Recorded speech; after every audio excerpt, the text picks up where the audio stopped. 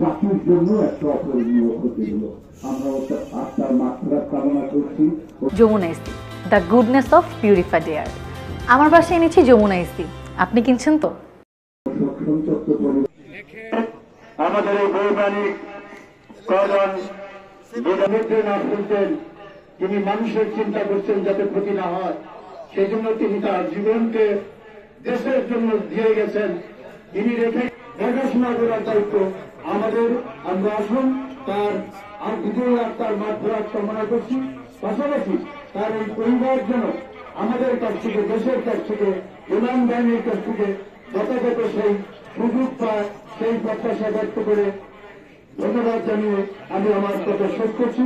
এখন আছে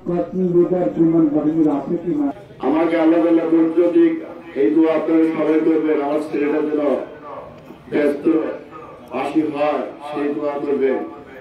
আসিম জাওয়াদ রিফা তো আমার মেজো খালার একমাত্র সন্তান।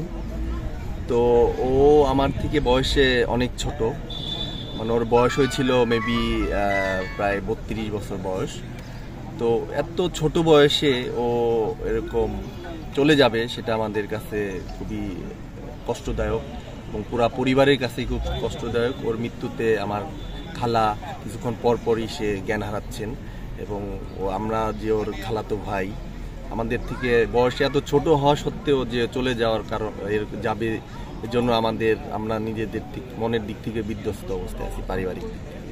এবং ও ছোটবেলা থেকেই অনেক মেধাবী ছিলেন এবং ও সব কিছুতেই বরাবরই ফার্স্ট হইতেন। ওর বাবা মার ইচ্ছা ছিল যে ও ডাক্তার হবে, ইঞ্জিনিয়ার হবে।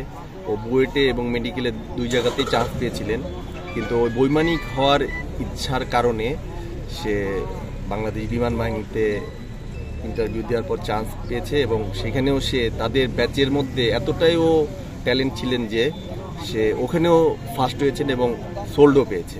এবং পরবর্তীতে সে বিভিন্ন ট্রেনিংয়ে রাশিয়াতে, চায়নাতে, পাকিস্তানে, ইন্ডিয়াতে, ওই সমস্ত দেশে বিভিন্ন দেশ থেকে বৈমানিকরা এসেছিলেন, সেখানেও সে ফার্স্ট হয়েছে। তো এটা আমাদের কাছে খুব গর্ব লাগতো যে আমাদের খালাতো ভাই আমাদের থেকে বয়সে ছোট এবং অনেক দক্ষ একজন বৈমানিক এবং দেশের এত একটা সুনাম অর্জন করছে, তাদের জন্য আমরা গর্বিত ছিলাম। এবং এই ওর মৃত্যুতে আমাদের দেশ একটা দক্ষ বৈমানিক হারালো। আসিম জাওয়াদ রিফাতের দাফন ঢাকায় জানাজা হয়েছে বিমান বাহিনী হেডকোয়ার্টারে।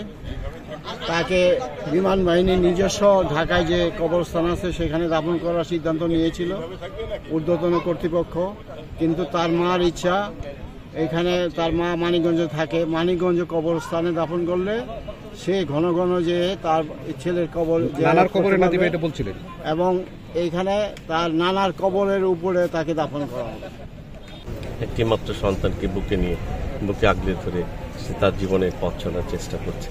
সেই সন্তানটা হারানোর পরে আমার মার যে কি পরিমাণ আর্তনাদ, কি চিৎকার, এটা আপনারা না দেখলে বোঝা যাবে না। এটা যে একটা সাধারণ মানুষও যদি দেখে তার চোখের পানি রাখতে পারবে না। তাই আমরা মনে করি যে এটার একটা নিখুঁতভাবে, সঠিকভাবে একটা তদন্ত হওয়া উচিত যে কিভাবে, কি কারণে এই ধরনের একটি দুর্ঘটনা ঘটলো, জাতির সামনে সেটা উপস্থাপন করা হয়, খুব আমরা জানতে চাই।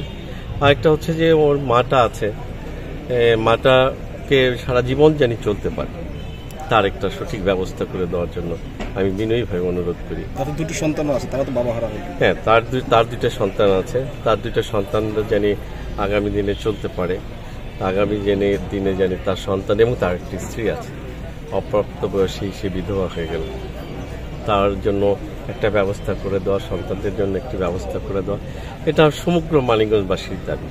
এটা আমি মনে করি না শুধু মানিকগঞ্জ, সারা বাংলাদেশের মানুষের দাবি।